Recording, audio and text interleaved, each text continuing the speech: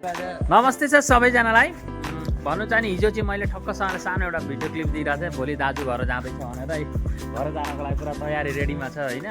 यी सबै हामी चारजना हो। अहिले चाहिँ रातिको बज्दैछ 11:30 होइन। यसको 12 बजीको ट्रेन छ। त्यसमा चढाउनको लागि हामी अहिले जाँदैछौँ ठक्कसँगले होइन। रेलवे स्टेसन गएर हजुरहरूलाई त रेलवे स्टेसनको पनि हल्का अलिकति क्लिप एउटा दिनेछु, हेर्न नबिर्सिनु होला, अरू नछोड्नु होला यो ब्लग। हजुरहरूलाई भनेको थिएँ ठक्कसँगले एउटा रेलवे स्टेसनको पनि सानो एउटा क्लिप दिन्छु भनेर होइन। यही हो रेलवे स्टेसनको क्लिप। यहाँ हेर्न सक्नुहुन्छ दाजु चाहिँ ठक्क बसेर होइन फोटासोटा उठाउँदैछन्, फोटाहरू हेरिरहेका छन्। यतापट्टि हल्का रमाइलो सबैजना होइन।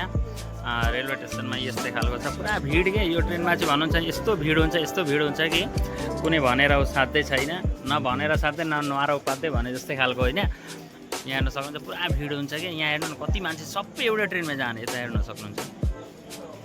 लो अहिले चाहिँ दाइलाई पनि बिदा गरियो है। यहाँ गयो है, आसाम आउँदैछ है दाइ। लो सबैजना यहाँ हेर्न सक्नुहुन्छ पुरा एकदम राजधानी जस्तो के गडङडङ जे जाँदैछ नि। के गर्नु यार, देखेर त बहुत घर जाउँ लाग्छ नि, तर के गर्नु, जान पाइँदैन।